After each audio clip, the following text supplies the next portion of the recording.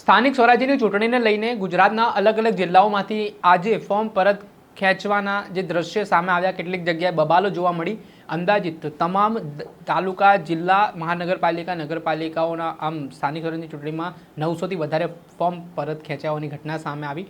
ત્યારે ગોંડલમાં એક કથિત ઓડિયો વાયરલ થયો છે, જેમાં આમ આદમી પાર્ટીના મહિલા ઉમેદવારના પતિને ધમકાવવામાં આવ્યા અને ફોર્મ પરત ખેંચવા માટે દબાણ થતું હોય તેવા આ ઓડિયોમાં આક્ષેપો થયા. શું મામલો છે, વિગતે વાત કરીએ. વૈષ્ણવજન તો તેને કહીએ જે પીડ પરાઈ જાનાને રે. નમસ્કાર દર્શક મિત્રો, નવજીવન ન્યૂઝમાં આપનું સ્વાગત છે. હું છું ફૈઝાન. સ્થાનિક સ્વરાજ્યની ચૂંટણીમાં આજે જે ફોર્મ પરત ખેંચવા માટે કોંગ્રેસ અને આમ આદમી પાર્ટીએ આરોપ કર્યા કે ભારતીય જનતા પાર્ટીના લોકો દ્વારા ધાકધમકી આપી, દબાણ આપી, ડરાવીને ફોર્મ ઉમેદવારોના પરત ખેંચાવ્યા.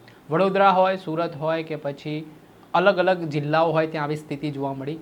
ત્યારે ગોંડલમાં પણ જે આમ આદમી પાર્ટીના ઉમેદવાર હતા, તાલુકા પંચાયતના દાળિયા બેઠક પરના વર્ષાબેન વોરા, તેમના પતિને રીબડાથી ફોન આવતા હતા અને તે આમ આદમી પાર્ટીમાંથી ફોર્મ પરત ખેંચી લે તે પ્રકારની વાત આ કથિત ઓડિયોમાં કરવામાં આવી.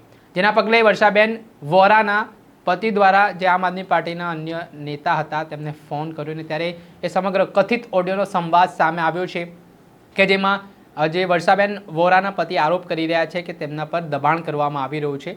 એ સમગ્ર ઘટનામાં શું સંવાદ થયો છે તે જુઓ. હલો હાલો, રાજુભાઈ બોલો ને. હા મેં કીધું આપણે અહીંયા તુષાર બોલું છું, હા આ દારિયાવાડી સીટનું. હા હા બોલ બોલ.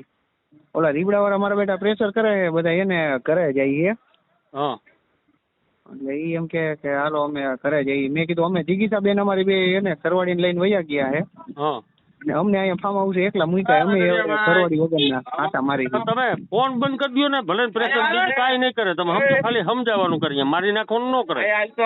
ના ના એ વાત સાચી તમારી. એટલે કે ભાઈ તમે એવું કઈ દબાણ ન કરતા ને મારે ફરિયાદ કરવી જોઈએ, એવું ચોખ્ખું કહી દેવાનું હોય ઘીરે. ભરતબેન કહી દઉં કોને? તાર કાકાને? અરે કાકાને તો નહીં, કાકા તો એના ભેગા રખડે જાય. હા એટલે એ ટૂંકમાં એ કે ઘરે ગયા એટલે અમે તો એમ જ કીધું કે જીગીસાબેન એને આ બેન લઈને વહી ગયા છે. એટલે ગોતવા જાય કરે એમ? હા એટલે ઈ ઘરે ઘરે જઈએ. કાકા ક્યાં જાય છે? કાકા અહીંયા ઘરે છે, જે ઓલો અનુભવનો માણસ છે ને, અજયભાઈ કરી કોઈ છે. હા એટલે ઈ બે ઈ કે હાલો રાજકોટ જવું એની ઘરે, તુષારની ઘરે. હા તે ભલે ને જાય, આટો મારી બી આવશે. શું કરશે અહીંયા? ત્યાં શું કરશે આટો મારી? એટલે અમે તો એમ જ કીધું. જોવો અટાણે જે દબાણ છે ને, સાંભળો, હા હા એ તમને ફોહલાવાનું છે. તમને તુકારો લાફો નહીં મારી શકે. ના ના એ તો હે જ ને. બરોબર છે ને? લાફો ને તુકારો કાંઈ કરે ને, હા હા એટલે તું મને ફોન કરજે, હું બેન ને ફોન કરી, એક જ મિનિટમાં અહીંયા ગાડી નીલીપ્રાય ની આવશે. હા હા તો એટલે હું બેન ને વાત કરી દઉં. હા ભલે વાંધો નહીં ચાલો. હો એ હા હા નકર આપણે ન્યાય ને કહી દો રીબડાવાળાને કે તમારે ક્યાં આમાં કઈ આટું જવાનું છે. પણ હવે બધાને ઉપડી જ છે અટાણે. તમે સમજો ગયા આપણે જે વિચારતા હતા ને, હા હા અને બેન આપણને જે કહેતા હતા ને સાચું પડ્યું. ચૂંટણી આવે ને તે બધા એક ને એક જ હોય.